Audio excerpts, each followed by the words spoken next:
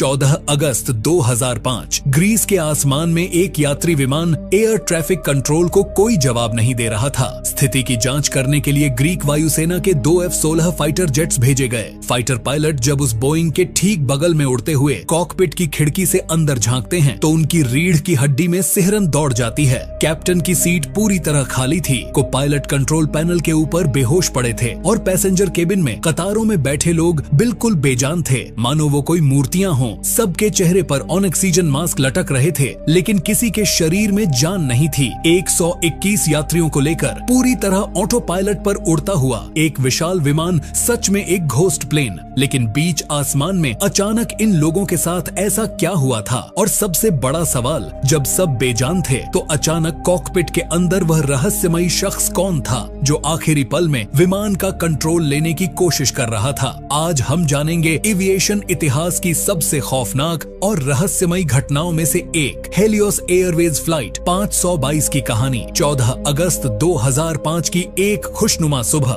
Cyprus का Larnaca international airport यात्रियों की चहल पहल से भरा हुआ था। हेलियोस एयरवेज की फ्लाइट 522, जो कि एक बोइंग 737-300 विमान था, ग्रीस के एथेंस होते हुए चेक रिपब्लिक के प्राग जाने के लिए उड़ान भरने को तैयार थी। इस विमान में कुल 121 लोग सवार थे, जिनमें 115 यात्री और 6 क्रू मेंबर्स शामिल थे।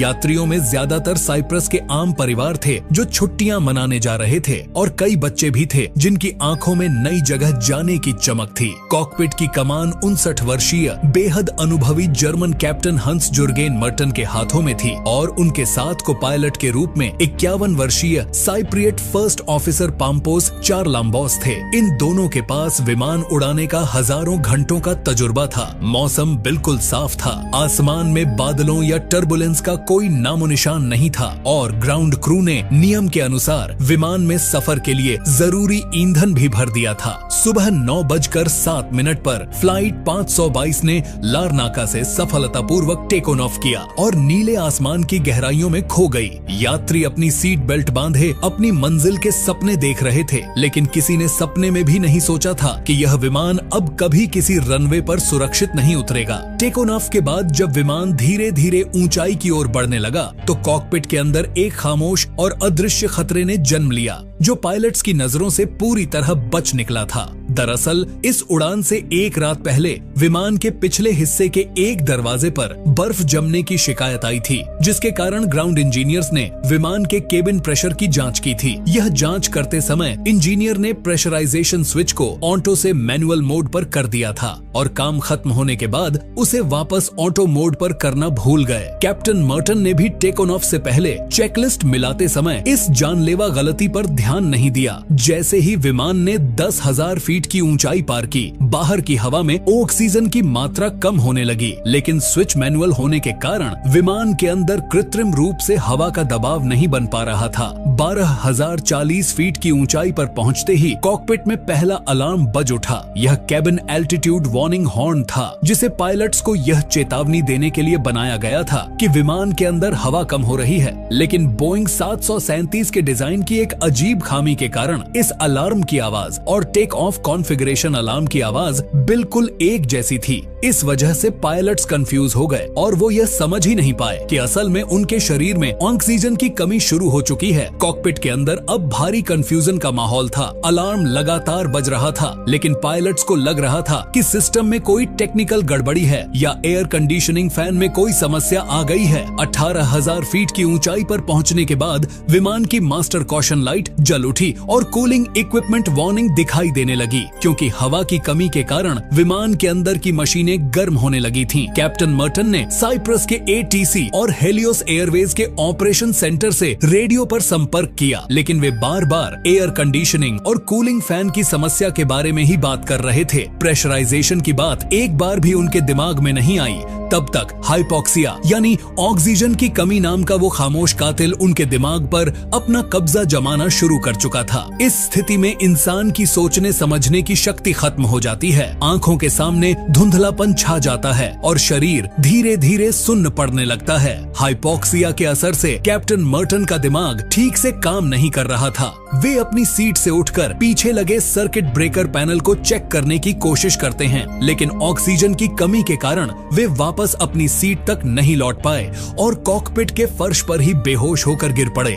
दूसरी तरफ को पायलट पाम्पोस चारलाम्बोस भी अपने कंट्रोल पैनल के ऊपर सिर रखकर एक गहरी बेहोशी में डूब गए और अब वो विशाल विमान पूरी तरह से अकेला बिना किसी इंसानी कंट्रोल के ऑटो पायलट मोड पर 34,000 फीट की ऊंचाई की ओर बढ़ता जा रहा था। विमान के पिछले हिस्से में बैठे यात्रियों को अभी तक यह अंदाजा भी नहीं था कि कॉकपिट के अंदर कितने खौफनाक हालात पैदा हो चुके हैं। लेकिन जैसे ही विमान 14,000 फीट के पार पहुंचा, इमरजेंसी सिस्टम अपने आप चालू हो गया। यात्रियों के सिर के ऊपर लगे पैनल खुल गए और पीले रंग के ऑक्सीजन मास्क नीचे लटक गए। केबिन में मास्क पहनने की ऑटोमेटिक घोषणा होने लगी। यात्री घबरा गए, लेकिन उन्होंने नियमों का पालन करते हुए खुद भी मास्क पहन लिए और बच्चों को भी पहना दिए। लेकिन ये ऑक्सीजन मास्क कोई स्थायी समाधान नहीं थे, क्योंकि विमान के ऑक्सीजन जनरेटर केवल 12 से 15 मिनट तक ही ऑक्सीजन दे सकते हैं। आमतौर पर इतना समय पायलट्स के लिए विमान को सुरक्षित ऊंचाई तक नीचे लाने के लिए काफी होता है, लेकिन कॉकपिट में पायलट्स के लिए ऑटोमेटिक मास्क गिरने का कोई सिस्टम नहीं होता। उन्हें खुद अपने हाथों से मास्क निकालकर पहनना पड़ता है, जो वे हाइपोक्सिया के कारण नहीं कर पाए थे। 15 मिनट बीतने के बाद जब यात्रियों की ऑक्सीजन सप्लाई खत्म हो गई, तो पूरे केबिन का माहौल एक अजीब सी खामोशी में बदल गया। किसी ने दर्द से चीख पुकार नहीं मचाई या दम घुटने से तड़पा नहीं। हाइपोक्सिया के कारण 121 लोग बेहद खामोशी और शांति के साथ एक ऐसी गहरी नींद में सो गए जिससे वो फिर कभी नहीं उठने वाले थे। सुबह 9:23 पर हेलियोस फ्लाइट 522 अपनी तय की गई 34,000 फीट की ऊंचाई पर पहुंच गई और ऑटो पायलट सिस्टम में सेट किए गए रूट के अनुसार ग्रीस के एथेंस की ओर बड़ी शांति से उड़ती रही। निकोसिया और एथेंस के एयर ट्रैफिक कंट्रोल रूम से लगातार रेडियो मैसेज भेजे जा रहे थे। हेलियोस 522, क्या आप सुन पा रहे हैं? कृपया जवाब दें। लेकिन दूसरी तरफ से सिर्फ एक डरावना सन्नाटा ही सुनाई दे रहा था। रडार पर साफ दिख रहा था कि विमान बिल्कुल सही रास्ते और सही ऊंचाई पर उड़ रहा है, लेकिन पायलट्स की तरफ से कोई जवाब न मिलने पर एविएशन डिपार्टमेंट में हड़कंप मच गया। कई लोगों को लगने लगा कि कहीं 9/11 की तरह इस विमान को भी किसी आतंकी ने हाईजैक तो नहीं कर लिया है। घंटों तक यह विमान बादलों के ऊपर उड़ता रहा। अंदर लाइटें जल रही थीं, इंजन ठीक से काम कर रहे थे, लेकिन 121 सवारों में से अब कोई भी होश में नहीं था। यह सचमुच आसमान का सीना चीरते हुए उड़ने वाले एक विशाल गोस्ट प्लेन में बदल चुका था। ग्रीक अधिकारियों ने स्थिति को संभालते हुए इमरजेंसी घोषित कर दी और इस अज्ञात खतरे से निपटने के लिए ग्रीक वायुसेना के 2 F-16 फाइटर जेट्स को तुरंत आदेश दिया गया कि वे बीच आसमान में जाकर उस बोइंग 737 की असल स्थिति का पता लगाएं। सुबह 10:40 पर फ्लाइट 522 एथेंस के आसमान में पहुंची, लेकिन कॉकपिट में पायलट्स के बेहोश होने के कारण कंप्यूटर को विमान नीचे उतारने का कोई कमांड नहीं मिला। ऑटो पायलट सिस्टम ने अपने तरीके से काम किया और एथेंस एयरपोर्ट के ऊपर के VOR नाम के नेविगेशन पॉइंट पर विमान को एक होल्डिंग पैटर्न में यानी गोल गोल घुमाना शुरू कर दिया। ठीक इसी वक्त ग्रीक वायुसेना के 2 फाइटर जेट्स भयानक स्पीड से बादलों को चीरते हुए हेलियोस फ्लाइट के ठीक बगल में आ पहुंचे। फाइटर पायलट्स ने बेहद सावधानी से बोइंग विमान के एकदम करीब उड़ान भरी और अंदर का नजारा देखने की कोशिश की। जब उन्होंने यात्रियों की खिड़की से अंदर झांका तो उनके शरीर का खून जम गया। उन्होंने देखा कि यात्रियों के चेहरों पर ऑक्सीजन मास्क लटक रहे हैं, लेकिन सभी अपनी सीटों पर बेजान पड़े हैं। किसी के भी शरीर में कोई हरकत नहीं थी। इसके बाद वे कॉकपिट की खिड़की की तरफ आगे बढ़े और देखा कि को पायलट चारलाम्बोस कंट्रोल व्हील के ऊपर औंधे मुंह पड़े हैं और कैप्टन की सीट पूरी तरह खाली है। पूरे विमान में जिंदगी का कोई नामो निशान नहीं था। यह सिर्फ एक उड़ता हुआ ताबूत था जो आसमान में गोल गोल चक्कर काट रहा था। फाइटर पायलट्स जब निराश होकर वापस लौटने का मन बना रहे थे, तभी कॉकपिट के अंदर एक ऐसा नजारा दिखा जिसने उन्हें हैरान कर दिया। सुबह 11:49 पर अचानक कॉकपिट में एक इंसान की एंट्री हुई। यह कोई आतंकी नहीं था, बल्कि हेलियोस एयरवेज का 25 वर्षीय फ्लाइट अटेंडेंट एंड्रियास प्रोद्रोमो था। एंड्रियास ने अपनी जान बचाने के लिए विमान की पोर्टेबल ऑक्सीजन बोतलों का इस्तेमाल किया था और इसी वजह से वह अब तक होश में था। एंड्रियास सिर्फ एक केबिन क्रू नहीं था, उसके पास एक कमर्शियल पायलट लाइसेंस भी था। हालांकि बोइंग 737 जैसे इतने बड़े एयरलाइनर को उड़ाने की ट्रेनिंग या काबिलियत उसके पास नहीं थी, फिर भी आखिरी उम्मीद के तौर पर उसने कॉकपिट का दरवाजा खोला, बेहोश कैप्टन को हटाकर उनकी सीट पर बैठा और रेडियो हेडसेट पहनकर फाइटर पायलट्स की तरफ देखते हुए हाथ हिलाकर इशारा किया कि वह हालात को काबू में करने की कोशिश कर रहा है। वह बहादुर नौजवान अपने सीमित ज्ञान और खत्म होती ऑक्सीजन के सहारे उस मौत के सन्नाटे में खड़ा होकर 120 लोगों की जान बचाने की एक नामुमकिन जंग में कूद पड़ा। यह एविएशन इतिहास के सबसे दर्दनाक और भावुक पलों में से एक था। जब एंड्रियास प्रोद्रोमो ने मैनुअल तरीके से विमान का कंट्रोल अपने हाथों में लिया, तब तक हालात पूरी तरह से बेकाबू हो चुके थे। विमान को उड़ते हुए लगभग 3 घंटे हो चुके थे और इसका ईंधन बिल्कुल खत्म होने की कगार पर था। सुबह 11:50 पर ईंधन खत्म होने की वजह से विमान का बायां इंजन अचानक बंद हो गया। इंजन फ्लेम आउट होने के कारण वह विशाल विमान अचानक बाईं तरफ बुरी तरह झुक गया और तेजी से नीचे गिरने लगा। फाइटर पायलट्स ने देखा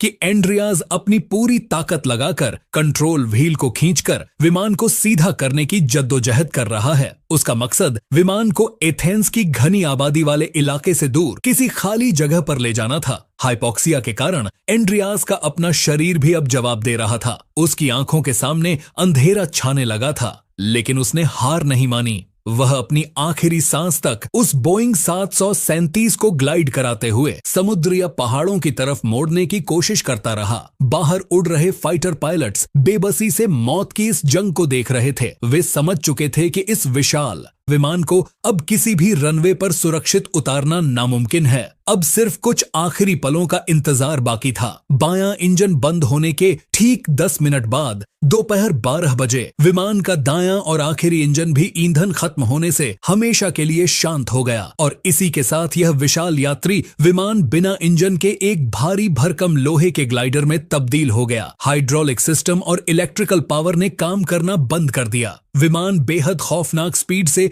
ग्रीस के ग्रामातिको नाम के पहाड़ी इलाके की तरफ सीधे नीचे गिरने लगा। एंड्रियास प्रोद्रोमो ने आखिरी सेकंड तक कंट्रोल थामे रखा और विमान को शहर से दूर रखने की पूरी कोशिश की। शायद उसकी इसी बहादुरी के कारण जमीन पर मौजूद अनगिनत बेगुनाह लोगों की जान बच गई। दोपहर 12:04 पर हेलियोस फ्लाइट 522 एक जोरदार धमाके के साथ ग्रामाटिको के एक पहाड़ से टकरा गई। पलक झपकते ही एक भयंकर विस्फोट हुआ और विमान के परखच्चे पहाड़ की ढलान पर दूर दूर तक बिखर गए। चारों तरफ आग का एक विशाल बवंडर और काला धुआं फैल गया। रेस्क्यू टीमें जल्द ही मौके पर पहुंच गईं, लेकिन वहां किसी को भी जिंदा बचाने की कोई गुंजाइश नहीं बची थी। इस दर्दनाक हादसे में सभी 121 यात्रियों और क्रू मेंबर्स की मौत हो गई। हादसे का मंजर इतना खौफनाक था कि विमान का ढांचा लगभग पूरी तरह से जलकर राख हो चुका था। आग बुझाने के बाद बचाव कर्मी केवल जले हुए मलबे और यात्रियों के शव ही निकाल पाए। यह दिल दहला देने वाली खबर सुनकर पूरी दुनिया सदमे में आ गई। एक आधुनिक विमान बीच आसमान में अचानक गोस्ट प्लेन कैसे बन सकता है, इसे लेकर आम लोगों और मीडिया में कई तरह की अफवाहें और थ्योरीज उड़ने लगीं। ग्रीक अधिकारियों और वायुसेना के रडार डेटा ने यह साफ कर दिया कि विमान में कोई बम धमाका या आतंकी हमला नहीं हुआ था, बल्कि यह एक बेहद खामोश और दर्दनाक मौत का सफर था। जब एथेंस और साइप्रस के एयरपोर्ट्स पर यात्रियों के परिवार वालों की चीख पुकार गूंज रही थी, तब पूरी एविएशन इंडस्ट्री इस खौफनाक हादसे का असली सच जानने के लिए एक बड़े पैमाने पर जांच की तैयारी में जुट गई। हेलियोस एयरवेज रातों रात दुनिया भर की खबरों की हेडलाइन बन गया।